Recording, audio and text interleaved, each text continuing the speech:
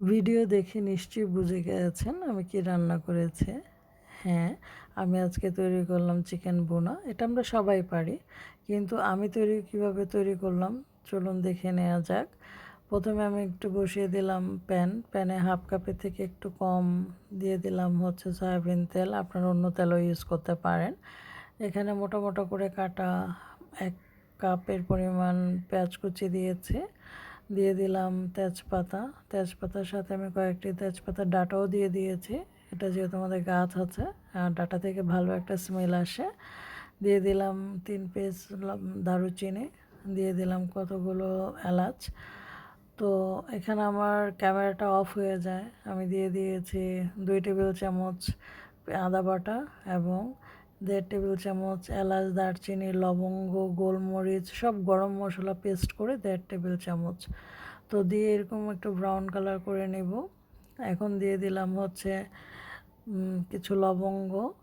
তো লবঙ্গ দেওয়ার পরে দিয়ে দিলাম হচ্ছে ১.৫ টেবিল চামচ হলুদ বাটা, ১ টেবিল চামচ মরিচ।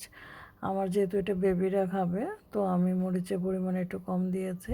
আপনারা আপনাদের মতো দিবেন। তো একটু পানি দিয়ে মশলাটাকে একটু ভালো করে কষিয়ে নিয়েছি। তো একটু কষানো হয়ে গেলে দিয়ে দিলাম হচ্ছে জিরা বাটা। জিরা বাটাটা যেহেতু জিরা গুঁড়াটা যেহেতু একটু সফট তো এটা একটু পরে দিবেন আপনারা। তো সবগুলো মশলা যখন কষানো হয়ে যাবে তেলটা উপরে উঠে যাবে তখন আপনারা দিয়ে দিবেন চিকেন। আমি এখানে ফার্মের মুরগি নিয়েছি আর চিকেনের পিসগুলো আপনারা দেখতে পাচ্ছেন অনেক বড় করে নিয়েছি। এখানে আমার ২ কেজির পরিমাণ চিকেন আছে। তো আমি এখানে বুকের পিসগুলো বাদ দিয়ে বুকের অংশটুকু বাদ দিয়ে আমি পুরোটাই নিয়েছি। তো আমি ওই পরিমাণ মতো মশলা দিয়েছি।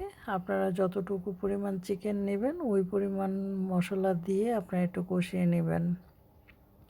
আর এখানে এক্সট্রা কোনো পানি দেওয়ার দরকার নাই। চিকেন থেকে যে পানিটা আসবে আমরা এই পানিটা পুরোপুরি শুকিয়ে নেব, কারণ চিকেন থেকে অনেক পানি ওঠে, যে কোনো মাংস থেকে অনেক পানি ওঠে।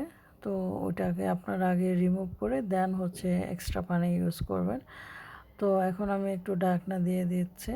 তো আমি ওয়েট করব যতক্ষণ না চিকেনের পানিটা নিচ থেকে কমে না আসে। আমি লবণ দিতে ভুলে গিয়েছিলাম, এই যে লবণ দিলাম, আমি চেক করে নিয়েছিলাম। আপনারা যখনই রান্না করবেন অবশ্যই চেক করে নেবেন। আর চেক করে নিয়ে যেটা কম মনে হবে আপনারা একটু দিয়ে নেবেন।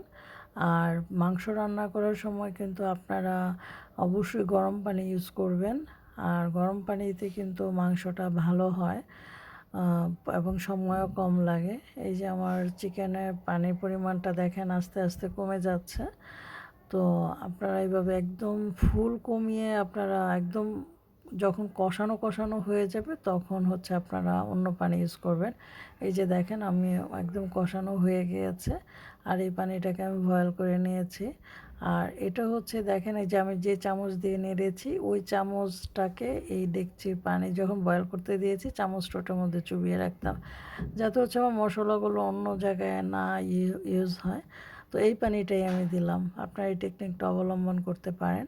আর যখন হয়ে যাবে তখন আমি একটা পেঁয়াজ হাফ কাপ পরিমাণ তেল নিয়ে কিছু পেঁয়াজ বেরেস্তা করে এটার মধ্যে দিয়ে দিলাম। সেই জন্য প্রথমে আমি একটু তেল কম দিয়েছি। তেল কম দেওয়ার মূল কারণ ছিল এটা।